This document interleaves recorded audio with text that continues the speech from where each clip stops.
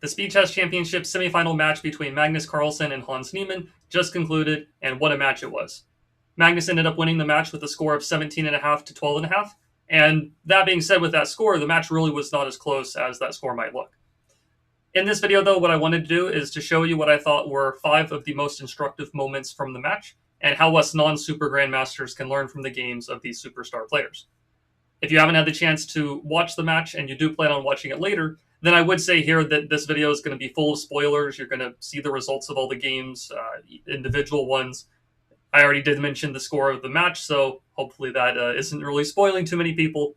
But that being said, if you didn't block out your entire calendar and quit your job ahead of time in order to watch the match, then I don't really know what you were doing in the first place.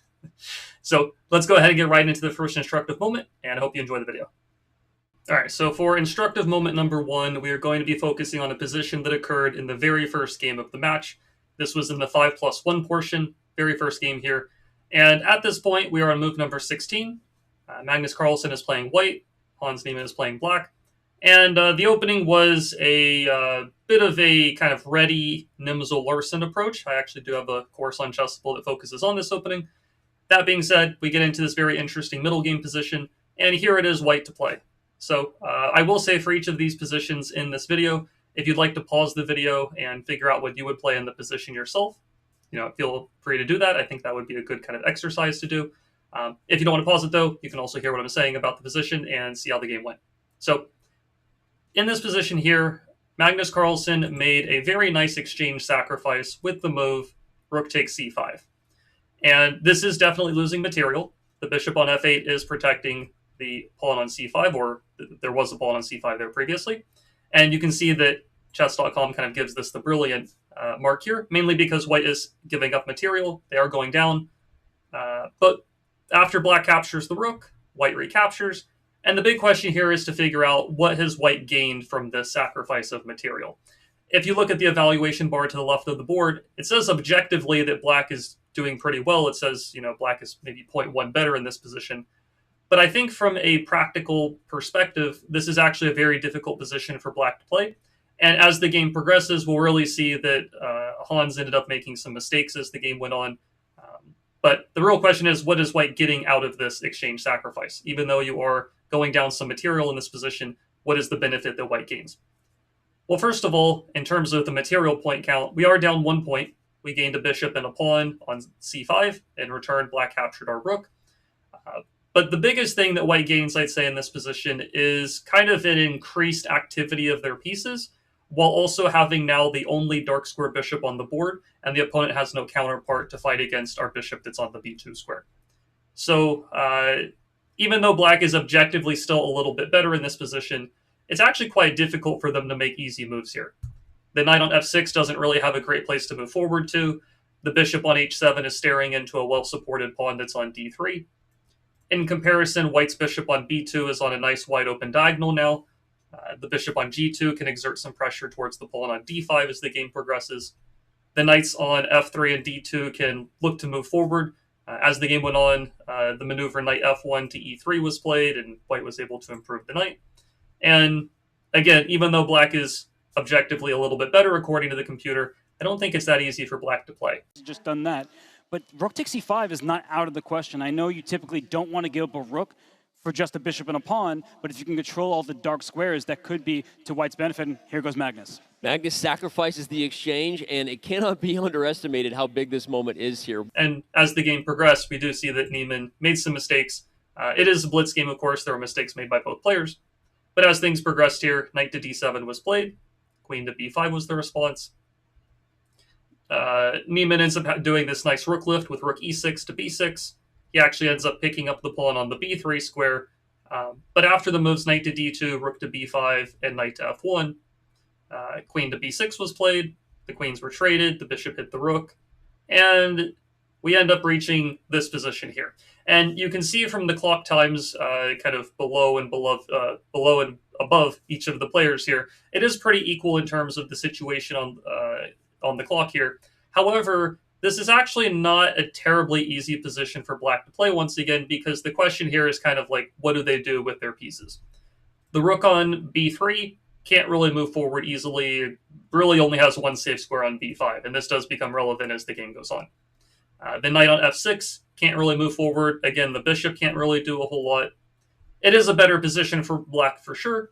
Probably the game plan that black should try to execute is eventually pushing their pawns on the queen side, trying to use this 2 versus 1 majority of pawns in order to create a pass pawn. But you have to be very careful with how you do that in this position. And Niemann ended up having trouble figuring out what he should do here.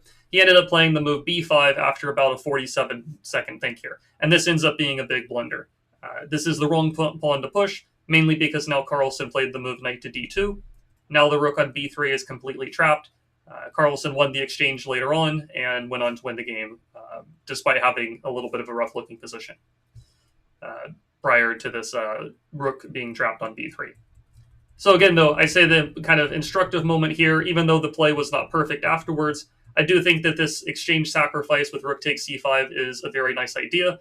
You do give up kind of 1 point in material, but rather than thinking of it as a sacrifice, what I like to think of, rather than using the word sacrifice, I like to think of the word invest. So white is investing 1 point in material in order to gain a lot of control over the dark squares, have an unopposed bishop on b2 that ends up being very strong, and gets a lot of piece activity because if you don't take the pawn on c5, black is going to play moves like knight to c6, pawn to a4, maybe pawn to d4 one day to shut the bishop on b2 out of the game.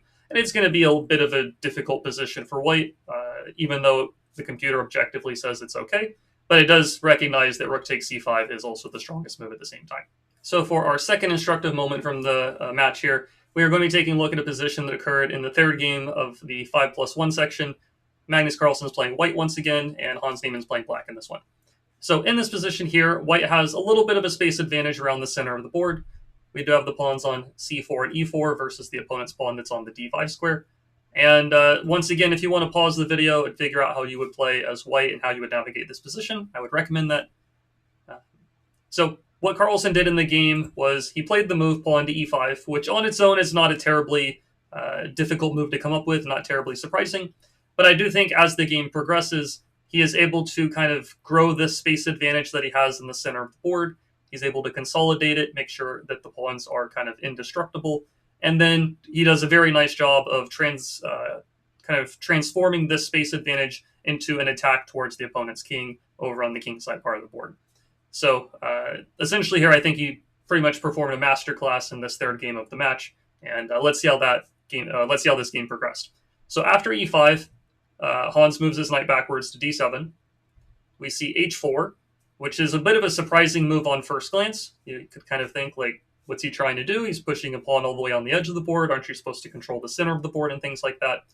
But once you play the move e5 in this position, in terms of where your space advantage is, it is definitely a bit more in the kind of kingside quadrant of the board.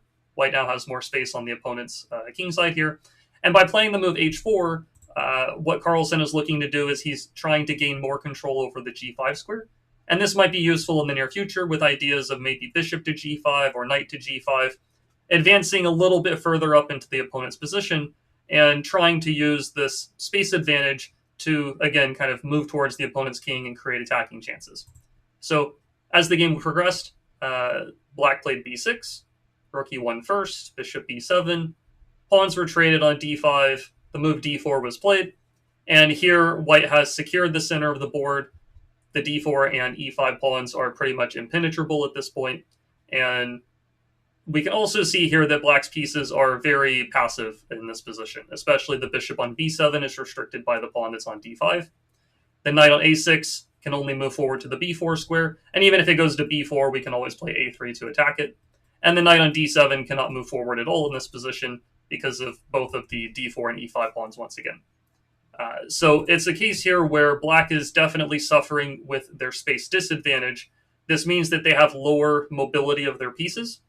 Conversely, on our side of the board as white, since we're looking at that from Carlsen's perspective, he has a higher mobility of his pieces available. You have a bishop on c1 that can jump from the queen side all the way over to the opponent's king side. You have a knight on c3 that can maneuver over to the king side pretty quickly as well. You even have maybe ideas of rook lifts in the future.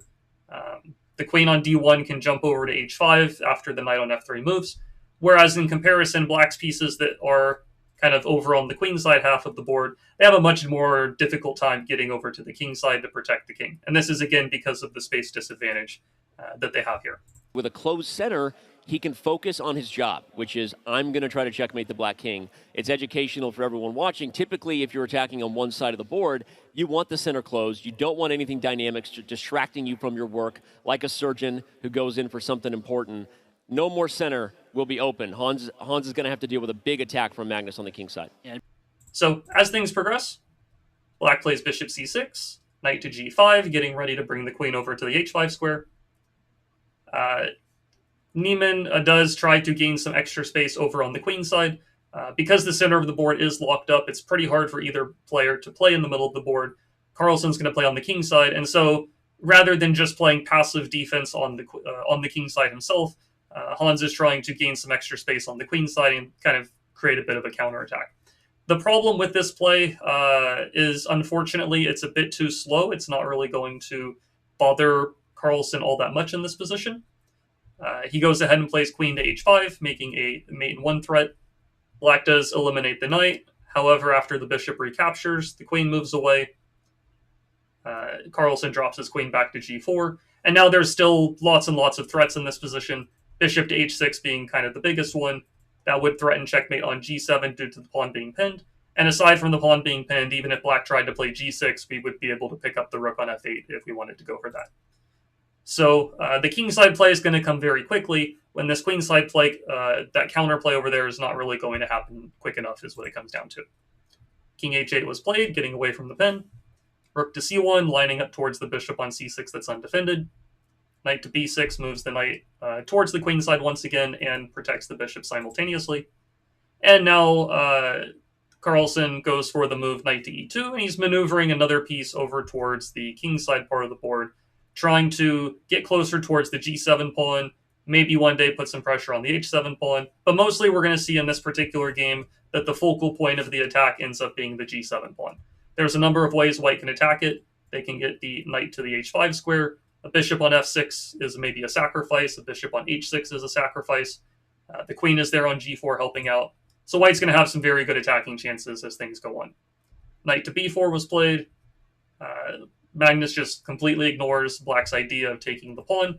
There was the other threat of playing knight to d3, forking the 2 rooks. And so that's a bigger threat in this position. And knight f4 was kind of a move that Magnus wanted to play anyways. He is willing to give up the pawn on a2. And this is a position where, rather than moving the rook away to a1 or c5 or wherever he wants to move the rook in this situation, he focuses instead on the attack over on the kingside part of the board and is willing to sacrifice the rook on c1 in order to give himself the time to attack, you could say. And this is kind of foreshadowing something else we'll see a bit later on as one of the other instructive moments, where it can be very good in a lot of situations to ignore what your opponent is trying to do in a position and see if you can kind of create counterplay, one-up them, so to speak, make a bigger threat, and do the things that you want to play in the position rather than reacting to your opponent. So we'll see an example of that a little bit later on in one of the other instructive moments. So that being said, here Magnus played knight h5, leaving the rook on c1. Black played rook to g8. I will point out here, if the knight captures the rook on c1, here bishop to f6 is a very nice move. If the bishop is captured, you have checkmate on g7. And the only way to protect the g7 pawn is to play rook to g8, and this is still going to result in checkmate anyways. Bishop takes f6 check, rook takes, queen takes. And so we can essentially leave the rook on c1 to be captured, because if it is captured, our attack on the king side comes much quicker before we need to react to what black is doing. So Hans played the move rook to g8 in the game. He does protect the pawn. And then knight to f6 was played. This was a very, very nice move. It's forking the queen and the rook at the same time. If the knight is captured, bishop takes f6 will result in a checkmate very quickly. Once the rook blocks, we'll take the rook. And if the knight's not captured, the queen has to move away, which is what was played. And then from here, many different moves are good. Carlsen went for queen to h5, threatening checkmate on h7. It was also possible to capture the h7 pawn, which was a cool idea. If the king takes the knight, then queen h5 is checkmate. But he went for queen h5 right away. The knight was captured, bishop takes f6 was played, the rook blocked, And finally, we're after a sequence of moves where we were leaving our rook on c1 the entire time, only now does Magnus move the rook off of c1, but he's also capturing a free bishop on c6 at the same time. And now white is just having a completely winning position. We're not even down material anymore, and we're going to win the rook on g7 based on the pin. The knight on b6 is hit. The game is pretty much over. It lasted one more move. Knight to c4 was played, and then I think that Hans resigned in this position. He saw the writing on the wall. He just decided to end the game here. All right, so in our third moment here, instructive moment from the match, we have this position here. This one, it's Magnus Carlsen playing white, and we're looking at it from Hans Niemann's perspective as black here. White has just played the move queen to g3, and the idea here for white is that they're putting pressure on the e5 pawn. So the question here for you viewers, put yourself into black's shoes and see if you can figure out what you would play as black. There is one best move in this position that black would really like to find. So the best move here is actually to completely ignore white's threat in this position and really just to execute your own type of plan or your own type of idea rather than reacting to what the opponent is doing. And this is something that's very, I think, something that separates kind of the good from the great players, so to speak, or the intermediate from the advanced players, or kind of like a step up in the skill level, is the ability to be able to kind of work around your opponent's ideas. And rather than always playing in a defensive or passive way to react to them, you're looking for more offensive or counter-attacking ideas instead. So the best move in this position, and the move that Hans played, is the move pawn to b5. He is completely ignoring the attack on the e5 pawn, but it's mainly because he kind of has a like a baked-in or built-in defense here if white does capture the pawn with the knight, which we'll take a look at that in a moment. I will also point out real quick that if you tried to play a defensive move in this position, let's say you played a move like knight to d7, the problem with a move like this is white can play the move pawn to f4 and continue attacking over on the kingside part of the board. If you do capture the pawn on f4 this time, white's going to take back with the bishop, your queen is hit. If you move the queen away, let's say back to d8, white can now play bishop h6, threatening checkmate. You react to that, white continues attacking, and pretty much you just get stuck on this vicious kind of defensive cycle, and now black is in very big trouble at this point. The bishop is hit. If you move the bishop, you get mated on g7. There are ways to maybe survive a bit longer in this position, but suffice it to say that white is doing very, very well here, and black is in big trouble. So rather than making a defensive move like this, Hans did play this move pawn to b5, and he played it pretty quickly. You can see with the time usage, he pretty much spent almost no time on this b5 move, but it was mainly because a moment ago, before he played the move a6, which was his move before playing b5, he did think here for a little while. I think he saw that queen to g3 was coming, and I think he had kind of worked out this idea of playing a6 and b5 before white even had the chance to play queen to g3. So, because here after a6, you can see he thought for about 50 seconds before a6, but then after queen g3, he pretty much made the move b5 and pretty much immediately at that point. So what he had done is he had kind of worked out what he wanted to play on the queen side. He had anticipated that Magnus would play this move queen to g3, and then he had done his kind of due diligence or calculation to figure out that the threat of knight takes e5 is not actually a big deal in this position. So essentially here, white, if you talk big picture, white is trying to attack on the king side, and instead of trying to fight fire with fire and play on the king side part of the board, Hans is trying to counterattack on the queen side, which is kind of what was going on in the previous game that we were just looking at, where, again, Magnus was on the king side, Hans was on the queen side. The difference here is that part of the queen side play does come with threats, it does come with this attack on the knight, and it works out well for black, as we'll see.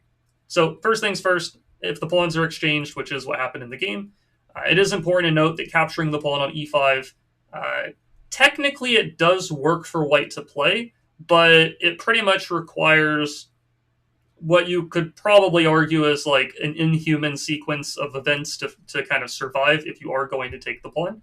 And I'll show you what I mean by this. So first of all, capturing the pawn was not played in the game. Knight to e3 was the response for Magnus, and the game went on from here.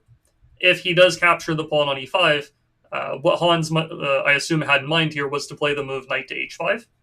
You are attacking the queen that is protecting the knight, and if the queen moves away, then we're going to be able to capture the knight. Now, white does have their own kind of counterattacking opportunity here. They could play queen f3 in order to counterattack the knight that's on h5. But after the capture of the knight, this does protect our knight. I'm going to assume that Magnus probably stopped his calculation around here and just kind of said that, okay, this is not a good-looking position. I'm down a piece. How do I win my piece back? Technically, there is a way for white to win their material back, but again, as I said earlier, it's very inhuman to find. And the best move for white, and really the only move for white to win the material back here, is to play the move bishop to d1. Lining up towards the knight, adding a second attacker, and interestingly enough, the bishop going to d1, it's also important for protecting the queen on f3 at the same time. If you do try to play a move like pawn to g4 right away, this looks very close to working. It looks like, if the knight retreats, bishop to f4, and the queen gets trapped, and technically here that is true. But instead of reacting to what white's doing once again, you always want to be on the lookout for your own counterattacking opportunities. And seeing if you can kind of one-up the opponent once again, kind of like what I was pointing out earlier with the b5 move. And it ends up here that black has the nice response with queen to f6. We ignore the threat on the knight, we counterattack white's queen on f3 that is undefended, and if white trades the queens, we take with the knight and we are up a piece. And if white tries to move the queen away somewhere, I don't know, queen to e3 or something like this, queen to somewhere here, then you can play the move queen to g6 to pin the pawn, and then once white reacts to the pawn being hit, then you can finally save the knight, and black is going to be up a piece. So this is really why the move bishop to d1 is important, because after black plays g6 to save the knight, I will point out that knight f6 once again gets you into trouble with bishop f4. You have to now play queen h5, and you have to pretty much give the piece back. So this would actually be good for white now. But after pawn to g6, which is the best move for black, white now plays the move pawn to g4. If you do move the knight, you're still running into a queen trap, bishop f4, followed by g5 traps your queen. But this is another situation where you can kind of ignore the opponent's threat and counterattack instead. The best move here is to play the move bishop to d6. Black is now threatening to capture the pawn on h2. And the game gets very messy from here. White takes the knight, we take with check, king moves, pawn to c4. And objectively speaking, black is a little bit better here. But again, as I said earlier, this whole bishop d1 idea is, I think, very inhuman to figure out, especially during a blitz game. And so with that being the case, after b5, white did not take the pawn. Magnus played knight to e3 instead. You don't have the activity you do in some other positions, and black is trying to gain activity of his own. Look at Hans go, pushing b5. He's trying to kick that knight, gain space. And Danny, knight takes e5. Can that be met by a move like knight h5, removing the guard of this knight on e5? It looks like it. The pawn is poisoned. And this was a game that Magnus still went on to win later in the game anyways, but I really like this b5 move from Hans. Pretty much what I would call this is like positional calculation or strategic calculation.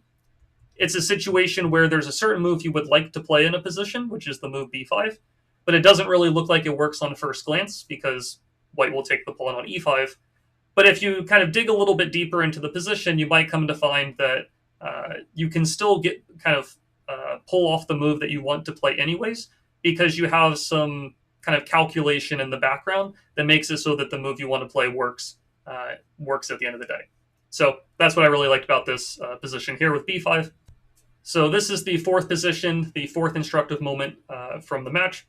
And here it is Hans Niemann's move. He's playing white. This is the 10th game of the match. And Carlsen's playing black. So in this position here, I'm going to call this, this, I guess you could say, instructive moment, kind of the pawns Niemann instructive moment, you could say. Because what Hans does a really nice job of in this sequence is he plays kind of similar to the previous example. He plays a move that he kind of wants to play from a strategic standpoint. Again, it doesn't look like it works in first glance for kind of, it looks like the tactics don't work to play the move.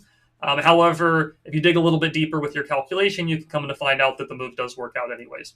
So the move that was played here, again, before I say what it is, if you want to pause the video and figure out what you would play. The move played in the game was the move pawn to a5, which looks bad on first glance. It simply looks like you're losing a pawn in this position. And Carlsen thought for about 49 seconds here before capturing the pawn. which does end up losing him material. I do think that he recognized what he was doing when he took the pawn, because he thought for a long time and then blitzed out the next couple of moves very quickly. But the move pawn to a5, we'll see why it loses material or kind of has a drawback for black in a moment. But essentially here, the move pawn to a5 really has a nice strategic idea. Hans really wants to put the rook on the b6 square in order to apply more pressure to this backward pawn on d6 that is a long-term weakness in black's position. Without playing the move a5, it's actually a little bit tricky to apply pressure to this pawn in a meaningful way. You could try to do something like queen to d5 and put the rook on d1 and apply pressure like that. But usually you would like to have a rook in front of the queen, or not have kind of the queen leading the way in terms of attacking a weakness. If the queen's in front of the rook, it's a little bit harder to get away with capturing the pawn sometimes. Also, at the same moment, maybe with queen to d5, what he didn't like is maybe he thought that black would go ahead and play the move knight takes a4, and he didn't really see like a great follow-up at this point. So by playing the move a5, though, he wants to put the rook on b6. He's kind of gaining an outpost for the rook there. And essentially here, if black does not take the pawn, the computer gives the best move as being king to h7. But then I'm certain that Hans would have played rook to b6 to attack the pawn a third time. And it's really not easy for black to protect it here. Like, I don't really know how you guard the pawn. Knight to b7, you just take the knight on b7. And anything else black does, it looks like you're just going to take the pawn on d6. Objectively, the computer says this is a pretty equal position, but I can definitely understand why Carlsen didn't want to get into something like this. So what Magnus did respond with was he did take the pawn, and the reason that this loses material for black is because of the move queen to g4, which was played by Hans in the game. Queen takes g7 is a mate threat. There's essentially two ways to deal with it. You can play pawn to g6, which does end up losing the pawn on h6, and this gets pretty dicey for the opponent's king. The king is exposed, the queen on a5 is far away from protecting the king, and I think white has a pretty good position at this point. Technically, you could try pawn to g5, which keeps the pawn on h6 defended, but here white can follow up with things like queen h5 to attack the pawn to h4 to break up the pawn structure on the king side, and this looks very, very dangerous for black, I would say. The move that Carlsen went for in the game was the move rook to g6, which looks like a very reasonable move to counterattack the queen and block off the attack on g7. But this doesn't work because of the move knight to e7 check. And notice that if the queen was on the d8 square, then it would have been protecting the e7 square. There would be no fork. But the move a5 was kind of like bait to pull the queen away, but it was not a trap, you could call it. It wasn't like Hans was playing a5 with the only intention in the position being that, oh, if Magnus takes this pawn, I'm in good shape. Again, a5 was a very good strategic move because even if the pawn's not taken, he has his own ideas by controlling the b6 square. It just ends up that it's also beneficial at the same time that if the pawn is taken, there is kind of a built-in trap in the position. So Carlsen essentially went into it. I think he kind of realized that, that he was a bit worse off regardless. And the game went this direction. Hans is up the exchange. Hans, on the other end, he could plant a queen on d5 at the right moment. Queen takes a5, excuse me, isn't that a free pawn? Maybe he's just trying to loosen up the defense of this d6 pawn or trying to get his queen to g4. He's playing tricky chess. Yep. The queen needs to stay here to cover e7. It's queen g4, rook g6, knight e7 is currently covered, but not if the queen were to leave d8. What we're going to do is fast forward to a later point in the game. I'm not going to give too much commentary on all of this. But essentially what Hans does a good job of next is he works towards kind of increasing his piece activity. He got the rook to b8, the queen on a8. He was threatening the move rook to h8 to deliver a checkmate. And Magnus played the move g5 to free up the g6 square for the king to run away to. So this is another moment where if you want to pause the video and figure out what the best way of playing is, you can do that. Hans found a really nice move in this position, which again has its backing in calculation, and he played the move pawn to h5. So earlier he played pawn to a5, and then in this case he plays pawn to h5. This is kind of why I was calling this instructive moment the pawns Niemann moment, because both these pawns on the edges of the board are being used very nicely. The idea of h5 is mainly just to control the g6 square, so now rook to h8 is a checkmate threat. Now it looks like the pawn is free to capture once again, Magnus took the a5 pawn earlier. Why can't he also go ahead and take this other rook pawn at the same time? If he does take this pawn on h5, though, this doesn't really work the way that black would like it to. It does free up the g6 square for the king to run away to, though. The big issue is that after rook h8 check, king g6, there is this move queen to e8 check with a skewer through the king towards the queen. Black's only legal move is to block with the rook anyways. And then after rook to f8, black is simply going to be facing a ton of danger here. Technically, you can play king f6 to open up the defense towards the rook. But here white can check and continue attacking in a number of ways. Queen to d8 check is one of the options. If you go king e6, this is going to be checkmate very quickly. And if you go back to g6, now there's queen takes d6 check. You take the knight, you trade the rooks probably first, and white is going to come out of this with an extra rook and be ahead quite a lot in terms of material here. This pawn. Wow, does he have queen He's e8? got queen e8, and if rook f7, rook f8. I think Hans calculated it. That's beautiful calculation. Oh, by the way, So Carlsen saw this. He did not take the pawn on h5. He played the move g6 instead, but the attack is still raging and ongoing here. Rook h8 check was played. The other rook came down to b8. Black took on c4. The check was given on g8. Carlsen ended up resigning here. He's going to get checkmated. The king moves over. Queen to e8 is a checkmate here. All right, so this is the fifth instructive moment from the match. This is, again, from Hans Niemann's perspective. This is the 12th game of the match here. And right now, it's white's move. And if you want to pause the video and figure out what you would do in white's shoes, that would be a good idea. Otherwise, the move that was played in the game and is objectively the best move in the position by a bit of a margin is this move, knight to g1, which is a very, very nice move, a very nice maneuvering idea in this position. The idea of knight to g1 is you would like to play the move knight to f3, and then you either want to jump into the e5 square, which is a nice outpost for our knight, or you can jump into g5, which is also an outpost at the same time. And both of these squares would be very good ones for the knight to be on because they'd be very active. From both squares, you're checking the king. From the g5 square, you're also attacking the pawn on e6 that's a weakness at the same time. And even if you're not going to g5, if you go to e5, it's still a very nicely placed knight in the center of the board, creating a lot of havoc for the opponent's pieces. So how can we come up with these types of ideas ourselves? We might not necessarily think about a move like knight g1 in the midst of a game, but how can we kind of maybe come up with it, in a different type of situation? So what I think is an important thing in this type of position is to think about which of your pieces are well placed and which of your pieces are not well placed, or what's your worst piece in the position. I think both of the rooks, first of all, are doing pretty good. The e1 rook is looking at the e6 pawn, which is a bit of a weakness, as mentioned. f1 is eyeing the king. Can't really hit the king because the pawn on f4 is there, but it is at least a bit active. Bishop on b2 is on a good diagonal, hitting the knight. Bishop on h3 is on a good diagonal, putting pressure on the knight. The big issue is the knight on e2. This knight is really doing nothing in this position. And the question here would be, where would you like this piece to be? If you could teleport this knight from the e2 square to a different location on the board, where would you like the knight to be? The g5 and e5 squares are the spots you want to be on. Again, g5 with a check and hitting the pawn, e5 with a check and just being generally well placed in the center of the board. So how do you get to these squares? How do you get to the e5 or g5 squares? What's the kind of the commonality, or what's a route that you could kind of work backwards or reverse engineer on how to get to that to one of those squares? Both of those squares connect to the f3 square or to the d3 square. So then the question would be, how do we get to f3 or d3? Well, to get to d3, you'd have to come from c1 or f4. Both of those are occupied. But to get to f3, you can come from the g1 square. And so it actually ends up that knight g1 to f3, and then again hopping into one of these squares, is actually not that difficult to come up with once you kind of work your way backwards. But the important point is asking ourselves the right questions in the first place. Which of my pieces is not very active? How can I get it to a more useful spot?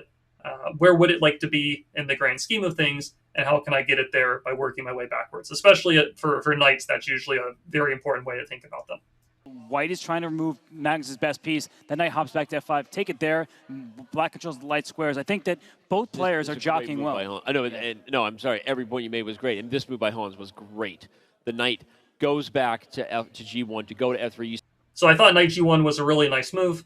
And as the game progressed, Hans did a really nice job, I think, of just playing very patiently and playing very methodically. he did have a little bit of trouble, progressing with his advantage. We see some kind of back and forth here. Also, it is blitz, so neither player is really trying to think too long in the position.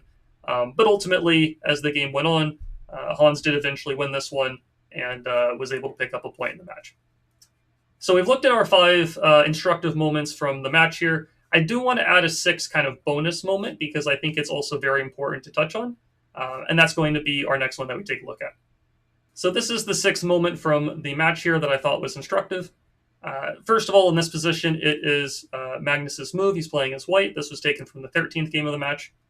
And in this position, Magnus ended up making a blunder. He played the move pawn to d4. Now, if you want to pause the video and figure out why this is a blunder, you could try to figure out from Black's perspective. What ends up happening, though, is that Hans did spot the tactic very quickly. He only thought for about 2 seconds before playing the move knight takes e4. And the idea here is that after the pieces get traded in the center, if Carlsen was to continue capturing, the trades continue occurring. But now at the end of the day, the bishop on c1 is left undefended. Black would take with check, the king moves, Black would protect his pawn. Even after a couple of pawns get traded, all things considered, White is now down a pawn in this position. White has the isolated d4 pawn. Black's bishop is really good. This is a winning position for Black. This would be a very big advantage for Hans at this point. So this did not occur. Instead of recapturing on e4 another time, Magnus played the move bishop to f4. And what he does a really nice job of in this example is, during the game, he was obviously not happy that he lost the pawn. I'll intersplice a clip in here at some point where you can kind of see his reaction to him losing the pawn if you'd like. That'll be in the video here. Bit annoying. So it's not easy to see where the... Ooh. Oh, I blundered. Immediately, bishop on c1's loose. Yeah, Magnus blunders and looks across the room there to just kind of express the frustration. He's like, all right, what did I do there? That was just a blunder. But he was not happy about losing the pawn, of course. But rather than giving up, losing hope, kind of, playing in a worse way, you could say, rather than kind of just rolling over and dying, what he does is he kind of makes sure that he's playing tenaciously, tries to put as much pressure on his opponent, tries to kind of keep himself in the game as much as he can. And let's see how he does that over the next sequence of those. So again, he traded the knights, developed the bishop. Now the threat is to take the knight since there's no bishop on c1 to capture. The knight retreated. He took the pawn on e7. And this capture actually involves losing the exchange or giving up a little bit of material. Because once the queens were traded, knight to d5 was played, which was a nice fork. The rook and the bishop are both hit. White captured the pawn on d6. The knight captured the rook. And the bishop captured the knight. So all things considered at this point, White is down 1 point in material. They're still down that 1 point, as in they lost the pawn earlier. But they've reduced the amount of pieces on the board. And this is still a position that's better for Black for sure. But it's one that requires some precision, you could say. The best way for Black to play in this position is to play the move rook to c1 check. The king moves. And then it's very important for Black to hold on to as many pawns as possible. Generally speaking, when you're ahead material, especially in the endgame phase, you want to try to trade pieces, but not trade pawns, because the more pawns that come off the board, the harder it is to win endgames usually. So for example, Black should not take the pawn on b2, because after rook takes a7, we've traded a pair of pawns. Rook to a8 check is a big threat. You don't have the time to take the f2 pawn. And as you can see with the evaluation bar, it's still better for Black, but White is maybe able to fight a bit more and maybe get a draw out of this. So that being said, the best way to play is to give the check, but rather than taking the b2 pawn, rook to b7 should be played. And Black should be trying to hold on to the a7 pawn as much as they can. And even after bishop to c5, Black can play rook to c2. And it is true that White might be able to take the a pawn, but losing the f pawn would start to impact the king safety. And something like this is a better version of things for Black. That being said, that's kind of some tricky stuff to figure out. Bishop f8 was played in the game, which is a reasonable option as well. As I said, you want to try to trade pieces when you're ahead material. The trade does occur. The capture on a7 is made. And the best way for Black to play in this position is really not that obvious. The best move and kind of the only winning move for black here is to play the move rook to a8. Now, this does follow the idea that you want to trade pieces when you're ahead, but you would kind of wonder, okay, trading pieces is good and nice, but why not just take a pawn? Why am I not just taking a pawn here? And this is pretty much what happened in the game, and we'll see why this ends up being a mistake. Rook to a8, though, the idea is that if white does trade rooks, black is happy about that. And if white tries to avoid the trade of rooks, you're going to be able to pretty much create more pressure on the f2 pawn. You're essentially trying to win the f2 pawn rather than winning the b2 pawn. And even if white goes king g3, black can play rook c2, and they're going to pick up the f2 pawn. Knight e5 here to attack the pawn is a bit too slow because the rook protects the f pawn from f2. But again, not easy stuff. This is not easy for black to figure out in the midst of the game. Hans did not figure out the best way to play here after rook takes a7. He instead played the move rook to c1 check, and then took the b2 pawn. And this ends up being a big mistake that allows Magnus to get right back in the game. And this is where he plays the move knight to e5, putting pressure on the f7 pawn. And it looks like black is able to capture the f2 pawn in order to protect on f7. But I'm sure what Niemann had missed in his calculation was that white can now make the move knight to d3, a backwards knight move. We saw Niemann making a backwards knight move to g1 himself a few games ago, but in this case, it's now Carlsen who would use a backwards knight move to fork the two rooks, and then this would end up becoming most likely a drawn position. Something like this is an equal rook in game, equal amount of pawns, should most likely be a draw. And it's a weird one. Wait, now he's allowing 95. Knight e5, rook takes f2, knight d3. He missed the knight retreating here if the rook takes f2 with a fork. So instead of taking that pawn, though, Niemann played rook to c2. Carlsen took the pawn, king to g3 to guard the f pawn. A little bit of dancing around here. Pawns get traded at this point. King f8 was played. Definitely don't want to play king h8 and get mated with knight f7. Don't walk into that. So king f8 was played. And what ends up occurring here is after knight to g4, Magnus is rewarded for his tenacious play by Hans making a big blunder in this position. And Hans plays the move rook to f6. Sorry, rook to d6. I'm kind of spoiling the best way to play here. So he plays rook to d6, and this allows Magnus to play knight to f6 check, followed by knight to e4, another nasty knight fork at this point. Once white takes one of the two rooks, they'll be up 2 points in this rook in game, and that's a winning position for Carlsen. And Hans did resign here and lose the game. And also, even if this game does end in the objectively correct result of a draw, you're going to waste a lot of time off the match clock. This is what Magnus wants. Knight f64. Knight f64, it's a fork. He goes into a rook ending up 2 pawns. Hans missed it. You see, what a frustrating game.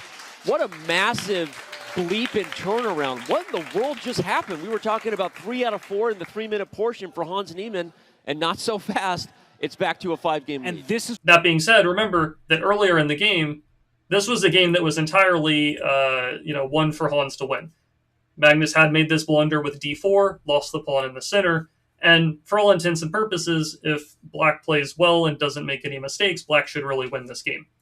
But again, the important point is that Carlsen never gave up. He remained kind of tenacious. He kept the pressure up in some ways, played for some little tricks and traps, tried to reduce the amount of pawns on the board. Ultimately, Niemann made a mistake, a couple of mistakes later. It's usually not the first mistake that you make that loses you the game. It's usually the second or third that does lose you the game. And so here, even though Carlsen did make a mistake to lose this pawn, he didn't make any more mistakes later, and it was actually Hans who ended up losing this game. So for us to learn from this, the important point is that we're also trying to be as tenacious as we can in our own games. You don't want to just roll over and die or give up as soon as you make your first mistake. Try to hang in there, try to keep up the pressure on your opponent, or at least try to be very tenacious with your defense, and you might be rewarded as Magnus was in this example. So that was 6 different instructive moments, 5 plus a bonus one. Hopefully you enjoyed these 6 different moments from this particular match. Very nice match, very fun to watch it. I watched all of it live. It was very insightful. Now, because Magnus won this match, he is going to be playing against Alireza Firouzja on Sunday. So that's going to be September 8th. They're playing in the kind of finals of the match.